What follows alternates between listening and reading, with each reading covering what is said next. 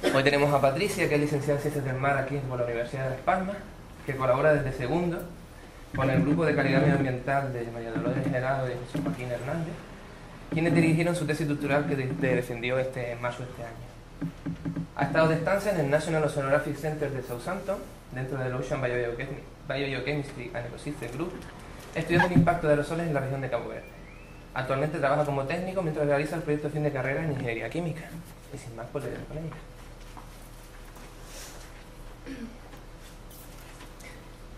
Buenas tardes, como ya ha dicho mi compañero, yo soy Patricia López y venía a presentarle un pequeño resumen de lo que ha sido, de lo que fue el trabajo de mi tesis, que se titula Flujo de metales traza derivados de aerosoles en la región de Canarias.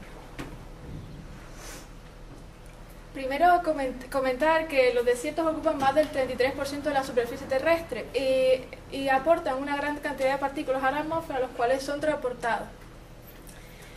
Además tenemos que la región de Canarias se encuentra cercana a dos de los más grandes desiertos, que son los del Sáhara y el Sahel, los cuales se ha estimado que aportan más de 175 teragramos por año de partículas a la atmósfera, según Jekyll y colaboradores del año 2005. Pero, ¿por qué es importante el estudio de los aerosoles en la biogeoquímica marina? Pues, primeramente, comentar que metales como hierro, níquel, cobre, zinc, cobalto, manganeso son importantes como micronutrientes.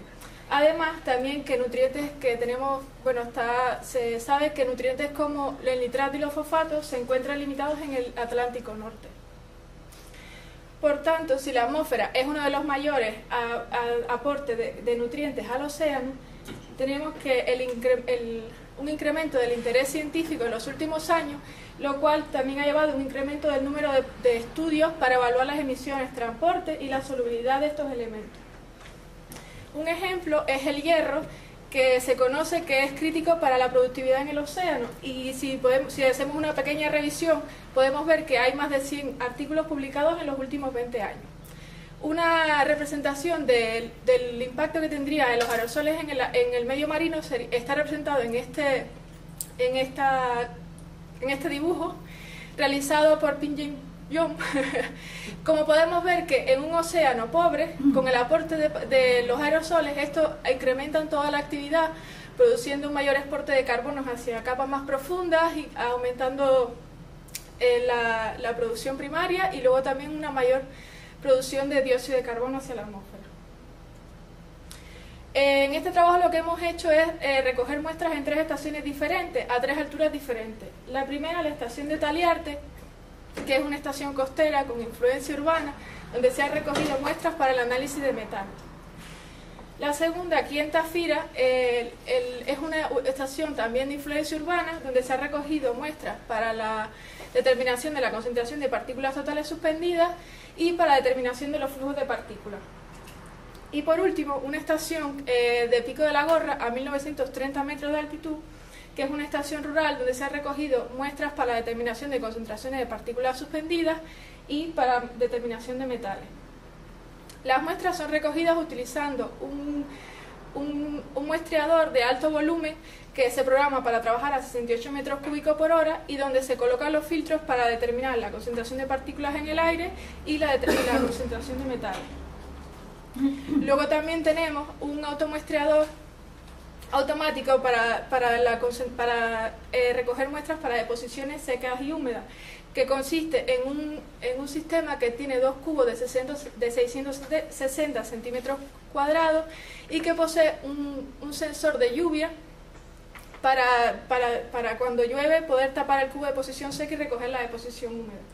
Las muestras son recogidas aproximadamente cada 15 días para la determinación de la deposición seca, y para las deposiciones húmedas se intenta recogerlo justo después de que haya llovido. Para la determinación de la concentración de partículas en el aire se realiza mediante gravimetría, utilizando filtro de fibra de vidrio de la casa Whatman.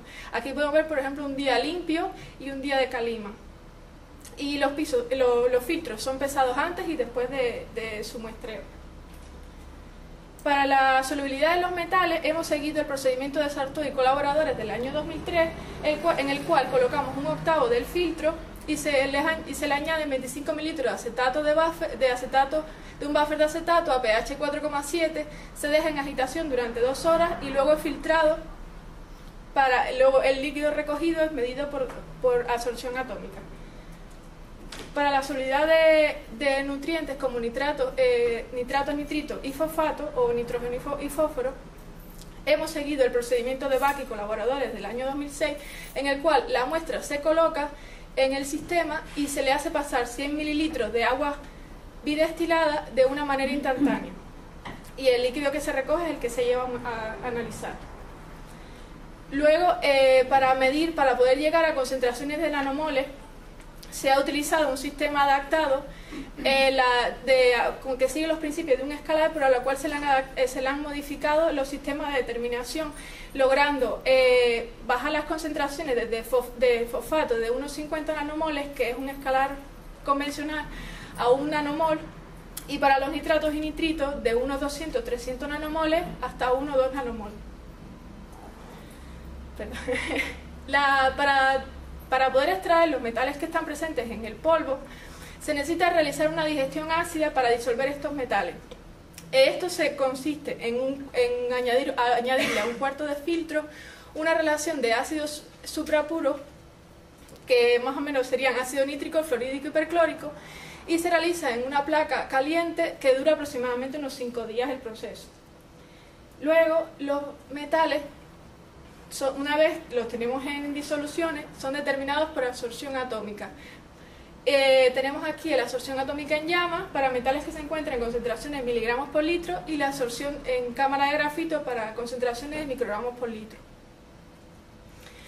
Empezaremos con los resultados que hemos ido obteniendo. Primeramente tenemos el registro de partículas totales suspendidas para las estaciones de Pico de la Gorra y de Tafira, en el cual podemos ver como rasgo significativo que la concentración más alta registrada en Tafira durante este periodo fue para el 17 de junio del año 2005, alcanzándose unas concentraciones de más de 2.315 microgramos de partículas por metro cúbico. Mientras que para el Pico de la Gorra fue un poco menor, fue ese mismo año, el 11 de abril, y las concentraciones se registraron de hasta 1.057 microgramos por metro cúbico.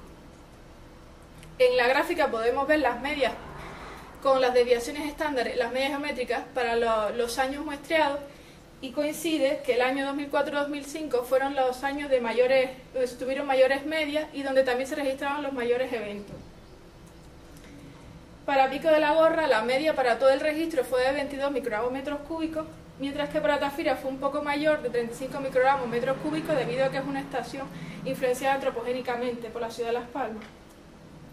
Luego, la relación PM10, que se me olvidó comentarles que también estamos muestreando la fracción menor a 10 micras, para el periodo fue de 19 microgramos metros cúbicos, y luego calculamos el nivel de fondo de las estaciones, lo cual es la media para los días donde no se registraban eventos de calima, y las concentraciones medias estaban por debajo de la media de la estación. Para esos días, en el Pico de la Gorra fue de 11 microgramos metros cúbicos para todo el periodo, y para la estación de Tafira un poco más alta debido a la influencia antropogénica, y fue de 28 microgramos metros cúbicos.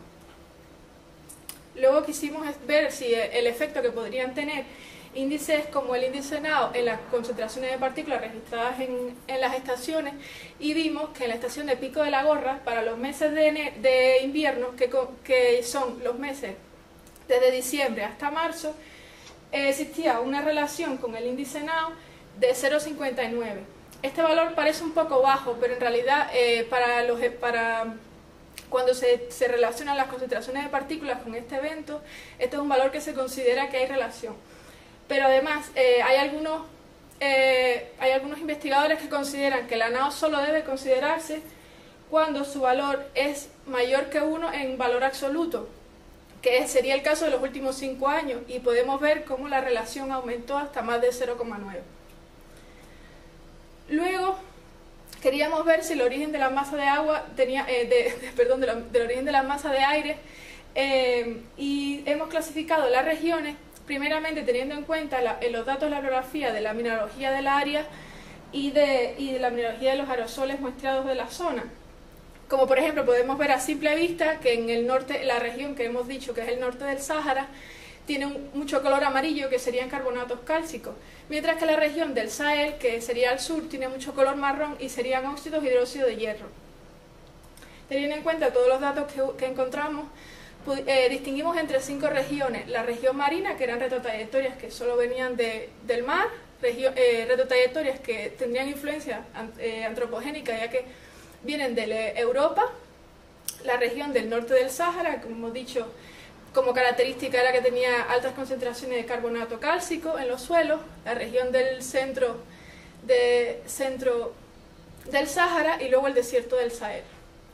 Se analizaron retrotrayectorias de las 00 y las 12 horas de 5 días, y para eso en el periodo de 2002 a 2010 obtuvimos estos valores, que podemos ver para las distintas estaciones del año, el porcentaje de días que se registra en cada estación. Como vemos, también tenemos retrotrayectorias de regiones mixtas, como es el norte, centro del Sáhara, o el centro del Sáhara y el Sahel. También hemos tenido en cuenta eso, que hay retrotrayectorias mixtas. Y como dato curioso, o bueno, no curioso, que era esperado, las retrotrayectorias con origen del Sahel vieron incrementado su número en los meses de verano y otoño, como es de esperar debido a las condiciones meteorológicas que se tienen en la zona durante estas épocas. Luego, cuando hemos analizado la composición química del aerosol, podemos ver, para las 2 estaciones de Taliarte y Pico de la Gorra, podemos ver primeramente metales antropogénicos como níquel, plomo o zinc incrementan su concentración en la estación de Taliarte respecto al Pico de la Gorra. Como hemos dicho, esta estación está influenciada antropogénicamente y se ve reflejado en el aumento de concentración de estos metales. Luego, metales como magnesio y sodio también se encuentran en una concentración muchísimo más alta, pero esto es debido a que son los elementos presentes en el spray marino y es una estación costera. También realizamos un análisis de componentes principales, el cual nos dio como resultado que teníamos 4 grandes grupos. Al primero se le llamó el grupo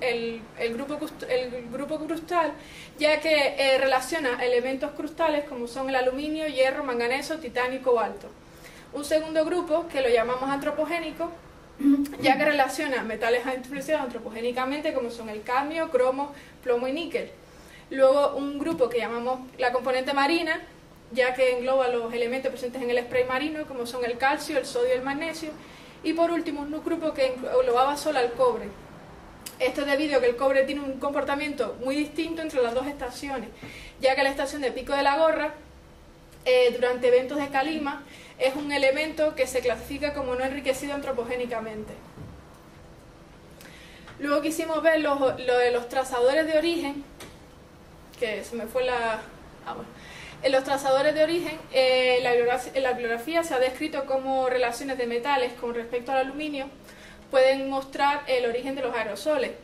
Nosotros vimos que para el caso del calcio y el aluminio, aplicando el estadístico de TD-Student, vimos que en el caso del calcio, la relación calcio-aluminio para las muestras del norte del Sáhara son distinguibles del centro y el Sahel, mientras que el hierro y el aluminio, por ejemplo, no se distinguen las regiones. Luego, para distinguir la región del centro, pudimos utilizar la relación magnesio-aluminio, mientras que la relación titanio-aluminio nos permitiría distinguir los aerosoles procedentes de la región del Sahel.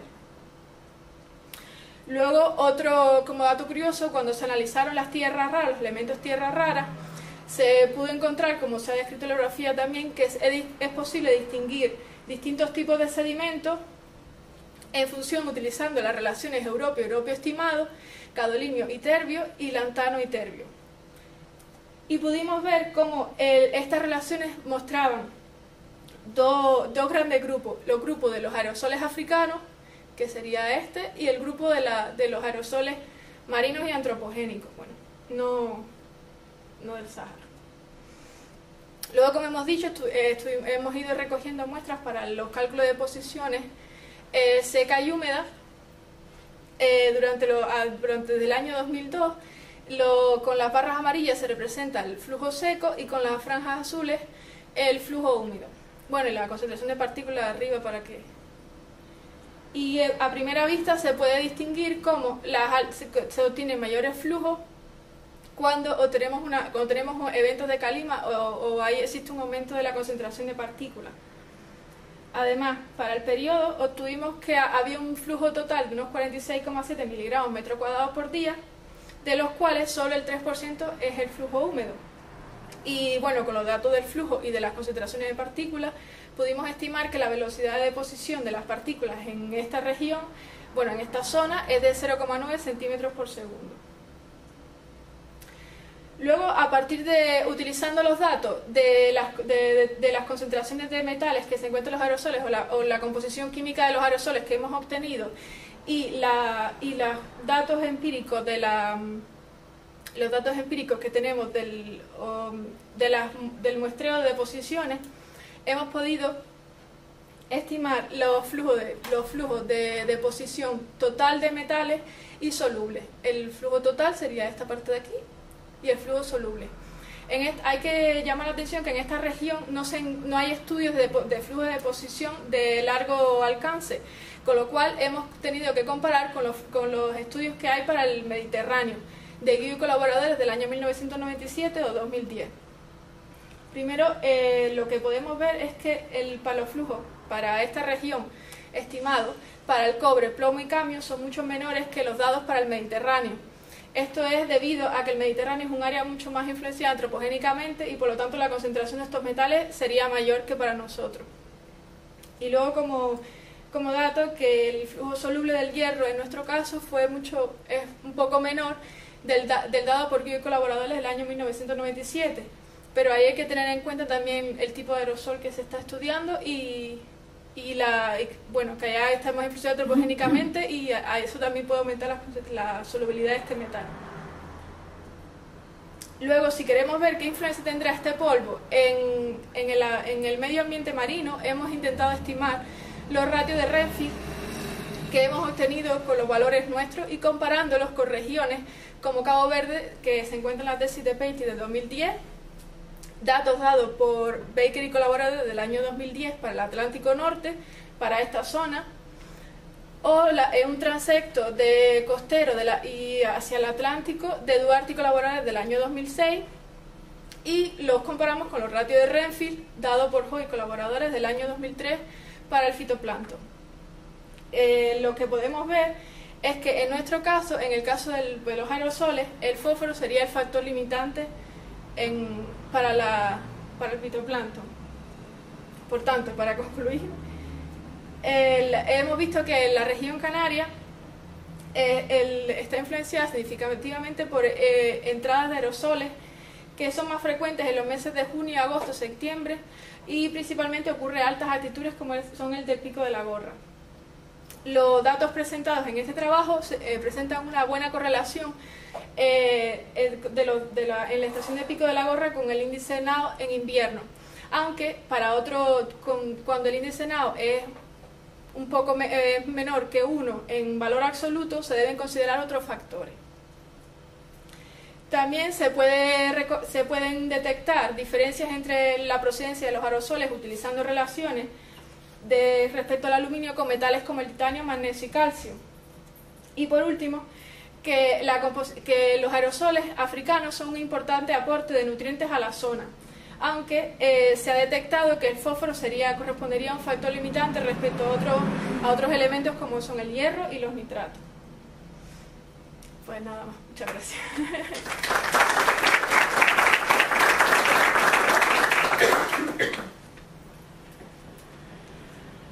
Me he puesto un poco nerviosa.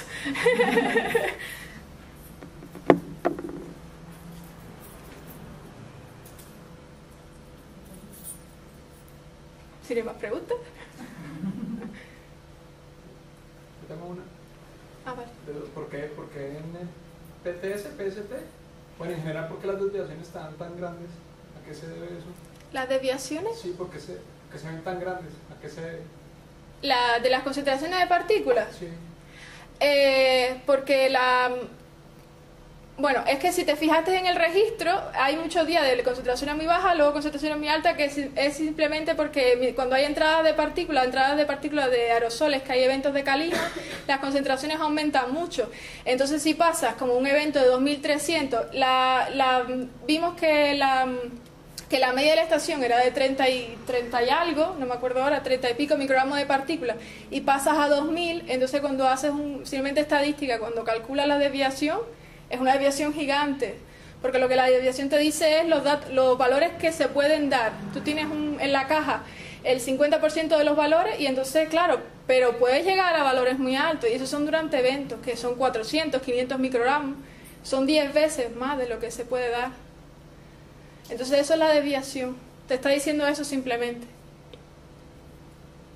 Eso, por ejemplo, cuando se veía en el 2004-2005, la desviación era mucho más grande que en otros años, porque en esos años se dieron los eventos más grandes. Entonces, por ejemplo, el bigote ese que le llaman, el bigote ese es mucho más grande que en otros meses, que en otros años. Pero es solo eso.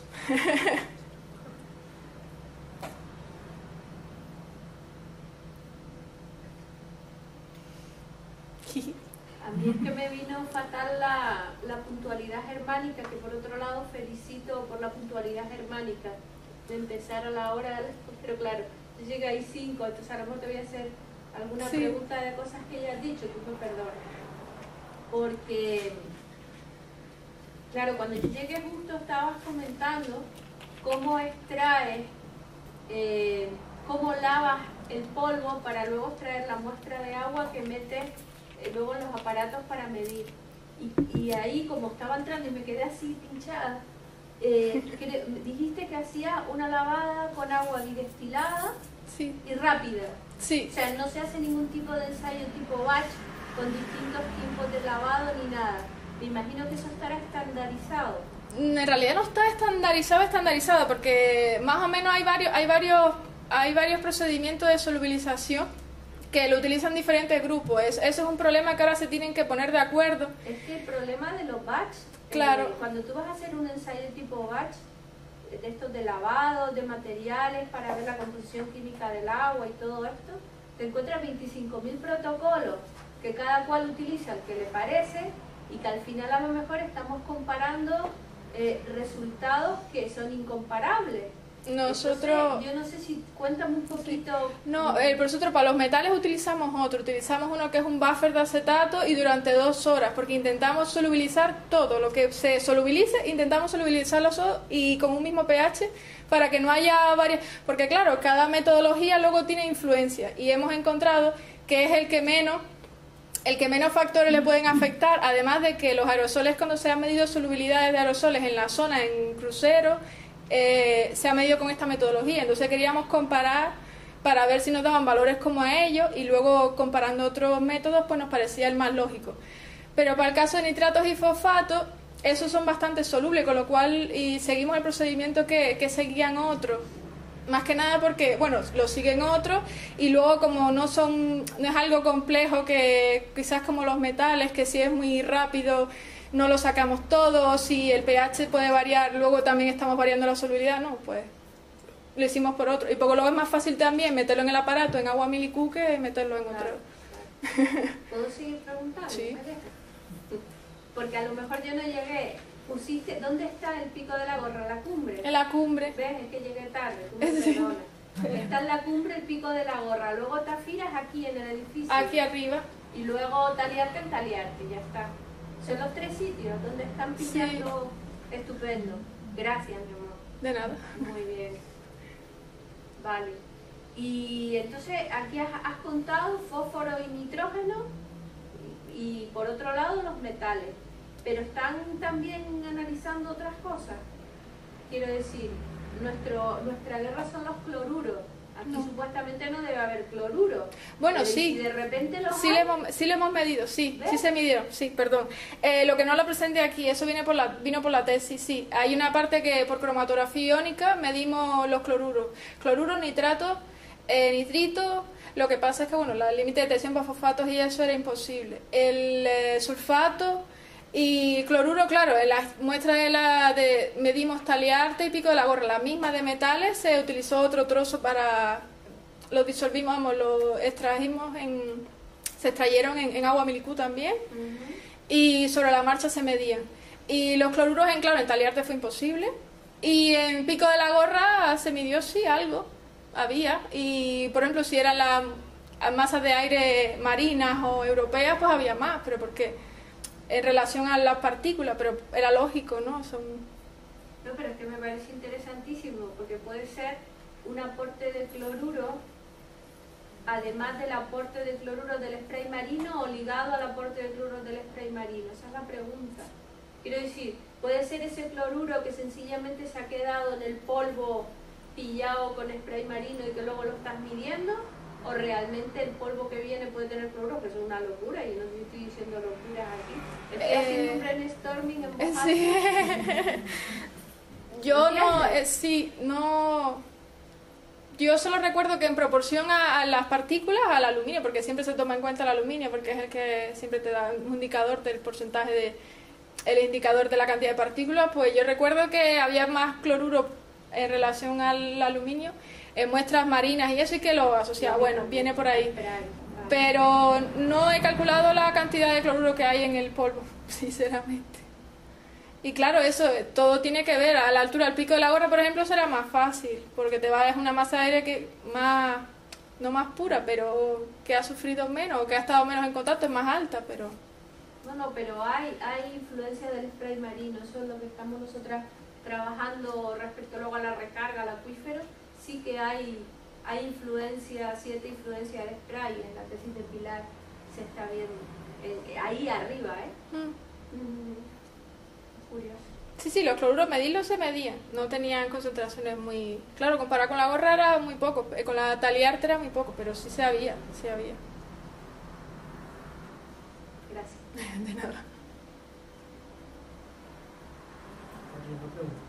¿Puedes repetir el procedimiento al cual llegaste que el fitoplancton está limitado por fósforo aquí? La tabla. Sí. El fitoplancton no, el aerosol. Lo que aportaría el aerosol.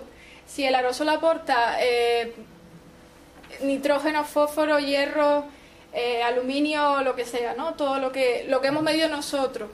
Solo pudimos calcular en función de la ratio de Renfield que da bajo y colaboradores, que la zona puede que sea otro, pero bueno, más o menos es el que un poco están, la gente que está midiendo partículas y todo eso, y está estimando que Baker del año 2010, Duarte también lo dijo, Peiti también, utilizan entonces yo simplemente utilicé el mismo por eso.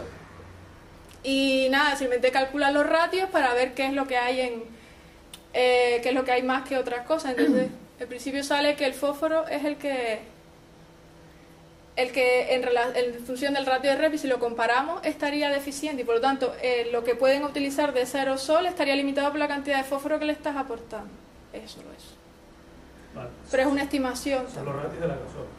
Esos son claro, comparamos los ratios del aerosol a lo que utilizaría el fitoplancton. ¿Qué es lo que tiene el fitoplancton? ¿Qué es lo que utilizaría? Tampoco somos los expertos en eso. Pero es simplemente eso, lo que están haciendo ahora mismo es comparando lo que puede aportar el aerosol a lo que el fitoplancton utilizaría. ¿Y de las zonas que ha caracterizado por el más rica en fósforo? ¿El Sahel, Sahara? Esos datos fueron pocos filtros y fueron metidos en grupos. Fueron filtros de polvo y se metieron todos. Eso hay que meterse más en detalle. No, eso hay datos, pero no están metidos ahí.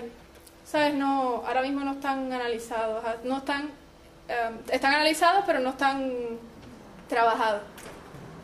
Gracias. Supuestamente debería ser no del Sahara por las minas de fósforo que hay, pero no sé.